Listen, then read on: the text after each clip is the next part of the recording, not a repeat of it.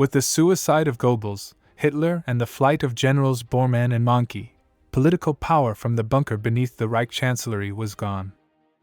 The last occupants of the bunker were left to fend for themselves.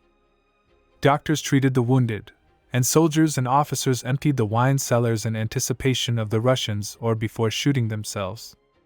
The Hamburg radio station broadcast an address by Grand Admiral Dönitz on the heroic death of the Führer in the battle for Berlin, the new German government, and the call to fight for the Reich to the end.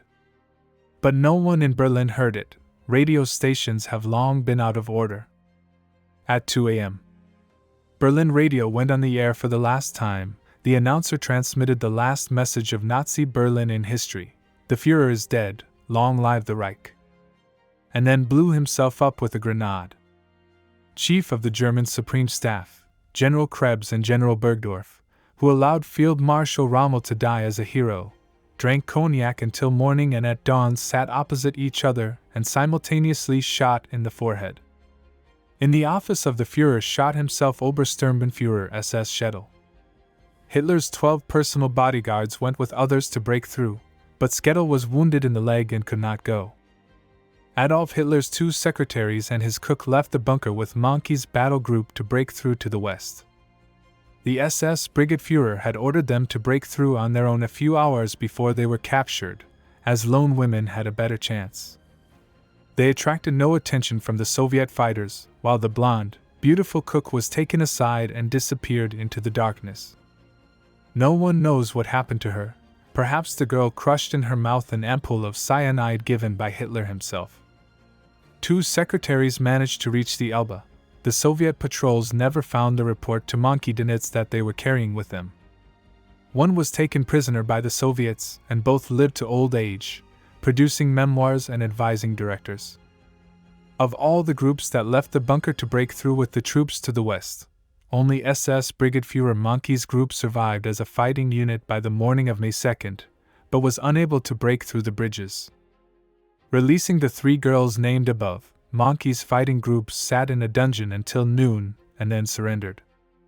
Many SS officers and soldiers shot themselves, but their general did not. SS Brigadeführer Wilhelm Mohnke would be sentenced by the USSR military tribunal to 25 years in camps. He will serve 10 years and return to the FRG under a general amnesty. His war crimes will not be investigated by Germany. Military pensioner Mohnke would die at the age of 90 while receiving a general's pension. Many Wehrmacht soldiers spent the last night of Berlin in surviving restaurants and beer halls. Glasses were broken and they drank by gulping from bottles and barrels. Instead of songs, gunshots were heard all around. Many SS men had fought back, failed to approach the breakthrough points during the night, escaped from there and were now committing suicide. On the evening of May 1st, it was time for the prisoners in the Gestapo prison. 4 days earlier, the last remaining members of the 1944 mutiny had been executed on Müller's orders. A dozen communists and traitors remained.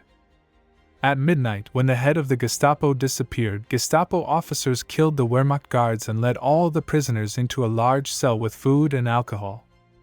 "We will keep them alive, and this will be proof that we did not shoot the prisoners," they sentenced.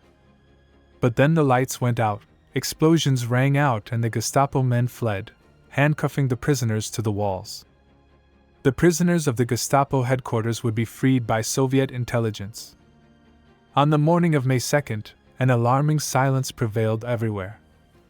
There were no Russian or German soldiers in sight, no bullets whistling, no bombs or shells exploding. The Russian troops suddenly stopped firing. The smoke of the fires had cleared, and shivering Germans looked out of the cellars, squinting in the unusual sunlight and listening to the forgotten singing of spring birds. With the disappearance of the top Nazis, all responsibility for the city and its lives passed to General Weidling, commandant and commander of Berlin's defenses. After Goebbels' failed attempt to negotiate an armistice with the Russians and Goebbels' death, Weidling informed Bormann and Mohnke that he intended to capitulate within 24 hours. After giving time to all who wanted to break through to the west from Berlin, on the night of May 2, 1945, General Weidling gave the order to enter into negotiations with the Russians. This happened on the line of the 47th Guards Rifle Division at the very moment when its fighter Ivan Semikin was chopping with a sapper spatula with Estonians on a ladder. At 1 a.m. on May 2nd, Soviet radios intercepted a message. Attention! This is the 56th Tank Corps. We asked you to stop firing. We're sending parliamentarians. We asked to cease fire. The radiogram was reported to the commander of the 8th Guards Army, Vasily Ivanovich Chukov. He had already negotiated with Goebbels, and 6 hours ago, Goebbels' deputy tried to hold a second negotiation with him, and the commander was tired of all these negotiations. So when he heard about the negotiations for the third time, displeased, he said, "Let these parliamentarians go to hell. Only disturb sleep." But still ordered to cease fire and provide safe passage. At 3 a.m., Weidling and Chukov met face to face. The German was accompanied by several officers. Chukov was supported by the Chief of Staff of the First Belarusian Front, General Sokolovsky.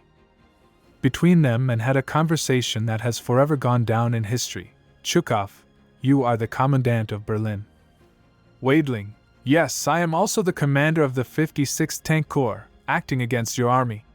Chukov, and where is Krebs? Weidling, I saw him yesterday in the Reich Chancellery. He wanted to commit suicide. As commandant of Berlin, I made the decision to surrender. Chukov, how far does your power extend? What neighborhoods have you mined? Weidling on the map circled the whole of Berlin with a pencil. We have not mined anything, may disobey the order of the soldiers with whom the connection is lost. Chukov, in the strip of the 8th Guards Army noticed attempts to break through the German troops. Weidling, unfortunately, the SS units are acting independently, but I will do everything to make them surrender. Sokolovsky, so the war is over. Weidling, a further increase in casualties would be criminal insanity. Chukov, yes. Sign the order to surrender Berlin, and your conscience will be clear. The German general and his staff officers sat down at the table to draw up the order, and in the ensuing silence was heard as the pen of his pen squeaked. On April 30th, the Führer committed suicide and thus left us, who had sworn allegiance to him, alone. By order of the Führer, we, the German troops, must fight for Berlin, despite the fact that we are running out of combat supplies, and the general situation makes it pointless to continue our resistance. I order you to cease resistance immediately. Weidling, General of Artillery, former commandant of the Berlin defense area. When the text was translated into Russian, Chukov remarked, the word former here is superfluous. You are still the commandant. Sokolovsky asked, do you think there is a need to mention the oath of allegiance? Chukov, let's leave it as it is. This is his order. Print it and put the date. The Soviet general's lump came to his throat and caught his breath. To hide the momentary weakness, Vasily Ivanovich looked at his watch. 7 a.m. May 2, 1945. Weidling was asked to voice the order, so that machines with loudspeakers to convey it to all German soldiers. The general was silent and replied, if you started, you must go to the end.